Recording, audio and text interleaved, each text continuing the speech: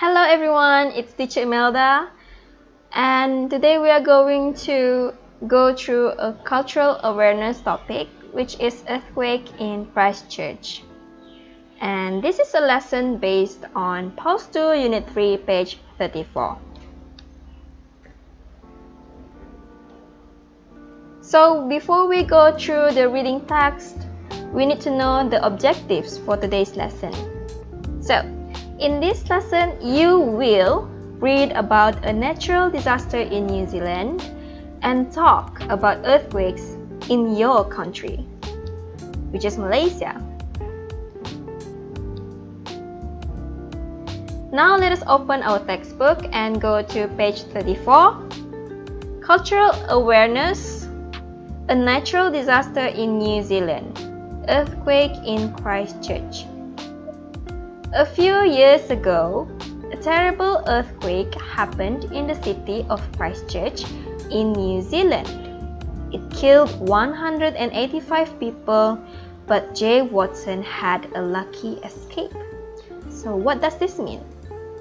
Alright, so in a city called Christchurch, which is in New Zealand, there was a terrible earthquake, a very massive earthquake. Very big earthquake happening. It killed 185 people, means that 185 people were died because of the earthquake. But this one lucky person, Jay Watson, he was able to escape from the disaster. Okay? Now let us look at the fact box. New Zealand is a country in the Pacific Ocean, 1,500 kilometers east of Australia. Many earthquakes happen there. New Zealand also has more than 50 volcanoes. That's a lot. So let us look at the first question. Look at the pictures of Jay and his house after an earthquake.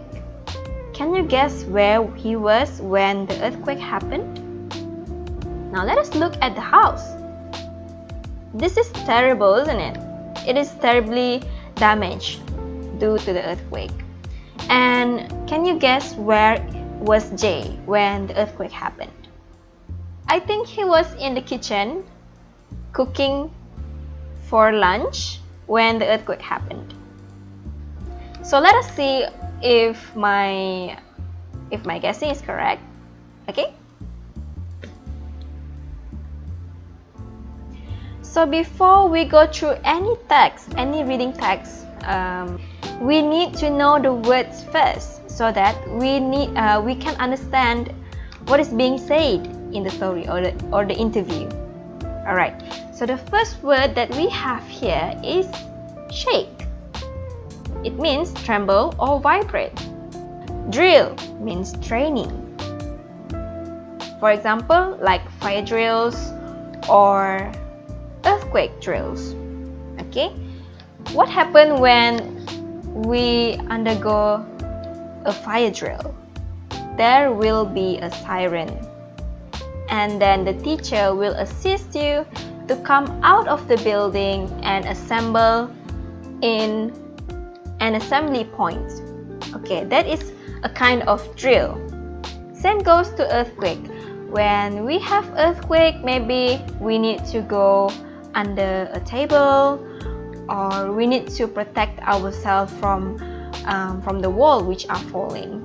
It trains us to be prepared before the real thing happen. Okay, emergency, a serious, unexpected, and often dangerous situation requiring immediate action. Okay, like for example, there's an earthquake. So it is a state of emergency because we do not know when it's going to happen, and it is often dangerous. So when it happens, we need to do something immediately, like going out of the building or protect ourselves by hiding under the desk. So this is a state of emergency. Alright, and next we have collapse, means suddenly falling down. Like the walls of a building which suddenly falling down when there's an earthquake. So the building collapsed, right? Scratch. Scratch means light wound, like in the picture here. Bruise means black and blue marks on skin after being hit by blunt objects, like in this picture. Okay? Brick. Small rectangular block used to build walls and houses, like this one. Okay? Normally we will arrange this and put some cement between them so that they stick together. Okay? Next. So finally, we are going to read and listen to Jay's story. While you are listening to the story, I want you to follow the text and understand what is being said by the interviewer and Jay. Okay, let us start now. Unit 3. Cultural Awareness. A Natural Disaster in New Zealand. Exercise 2. Earthquake in Christchurch. A few years ago, a terrible earthquake happened in the city of Christchurch in New Zealand.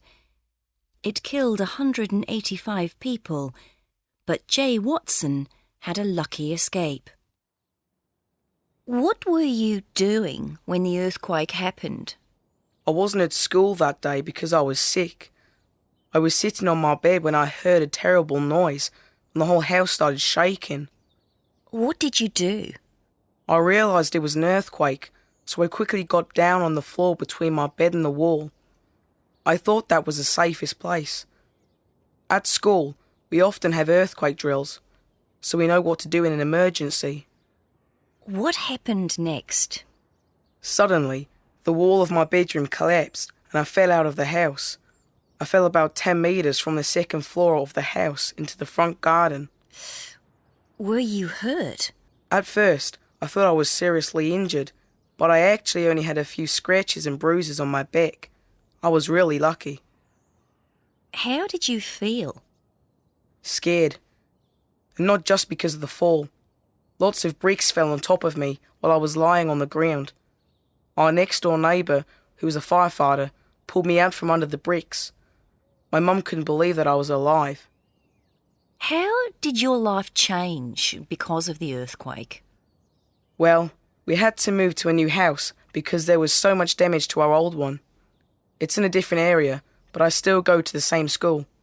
And it's only got one floor, so I feel a bit safer. So we have listened to Jay's story. Alright, so Jay is a New Zealander, so his accent is quite different than how Americans speak or British people speak. I assume that you have difficulty in listening what he was saying, but I think it's fine because we have the reading text here. Okay, so let us summarize what we have heard. So first, the reporter asked Jay, what were you doing when the earthquake happened? So Jay said that he wasn't at school because he was sick and he was sitting on his bed when a terrible noise and his house started shaking. So our first guess is incorrect because I guessed that he was in the kitchen, but he was not. He was sitting on his bed, right? And then the reporter asked, what did you do? So he realized it was an earthquake, okay, a state of emergency. So he quickly got down the floor between the bed and the wall. So he hid under a solid thing, so that if the wall collapses, it will not collapse onto him.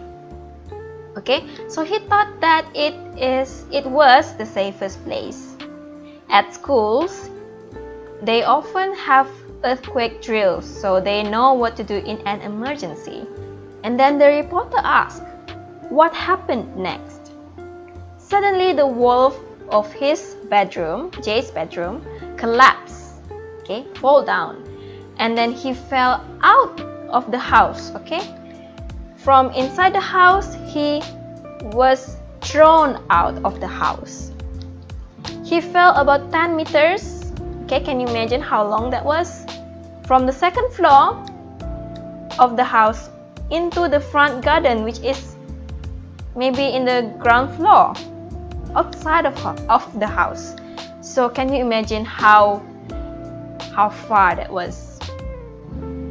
So the reporter asked, "Were you hurt? Sakit tak?" Okay, so Jay said, "At first I thought I was seriously injured, but I actually only had a few scratches, okay, light wounds and bruises on my back. I was really lucky," he said. And then the reporter asked him, how did he feel? He feels scared, and it was just not because of the fall. It was because lots of bricks fell on top of him while he was lying on the floor. And luckily, his next door neighbor, who's a firefighter, pulled him out under the bricks, and his mom couldn't believe that he was still alive. And the reporter asked again, how did your life change because of the earthquake? Well, he had to move to a new house, okay, because there was so much damage, obviously, and it is in a different area. But he still go to the same school. Sorry, it means that it's not really far away from the old house. And he said that it's only got one floor, so he feel a bit safer. So, read the interview again. Okay, we have read the interview again, so I think we don't have to read it again. Alright? Always refer to the text when you try to answer questions so that you will not miss any information, any important information. Okay? Now, Jay tried to escape or protect himself. Was he trying to escape, or was he trying to protect himself by hiding under bed or under table? So, let us go through the text again and search for the details.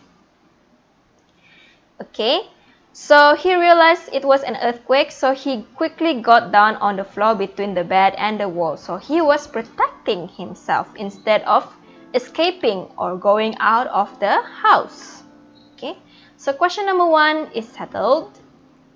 Okay, so that is a kind of demonstration where we read the question first, and then we find out the keyword, and then we find the answer in the text. Alright? Number 2, fell down off a window or through a wall. So we know that he was thrown out of the house, isn't it? So remember, a wall collapsed into him, and then he was being thrown out of the house. So he fell through a wall. Alright? That's the answer for number 2. Number 3, Jay was badly or not badly hurt in the earthquake.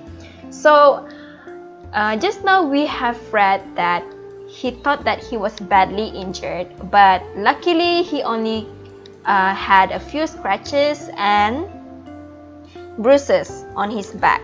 So he was not badly hurt in the earthquake, isn't it? Alright, so was helped by someone he knew or a team of firefighters? We may look again at the interview. Right? Now, so his next door neighbor, who's a firefighter, so it's someone who he knows, and it's not a group of firefighters who was or were trying to save him. Okay, so we know the answers already. He was helped by someone he knew instead of a team of firefighters. Right? Number 5, no longer lives in the same area or goes to the same school. So we know that he lives in a different area but he still goes to the same school. So, J no longer lives in the same area. So, this is the answer. Right? Next, let us check the answer. Yes, everything is correct. Congratulations! So the last part of this lesson is to answer the question under the cultural comparison. Okay. Number 1, do earthquakes ever happen in your country? Alright, so yes, earthquakes ever happen in our country. Do you remember the earthquake which happened in Sabah a few years ago? So some people were badly injured or affected by the earthquake. And if I'm not mistaken, there was an earthquake in Sabah quite, I think it was 2 months ago. In May, a small earthquake happened, but it's not really serious because it's a small earthquake. So yes, earthquakes do happen in our country. When and where was the most recent earthquake? Okay, as we know, Sabah has the most recent earthquake. It was happening 2 months ago, but it was a small earthquake. Right? Number 3, do earthquakes happen more in some places? As far as I know, Sarawak doesn't have any earthquake, or maybe so far I have not lived to feel an earthquake in Sarawak. So yes, but our neighboring state, Sabah, they have a lot of earthquakes, and it is happening almost every year. Okay, but some of it are small, so we do not know it, or the news don't cover it.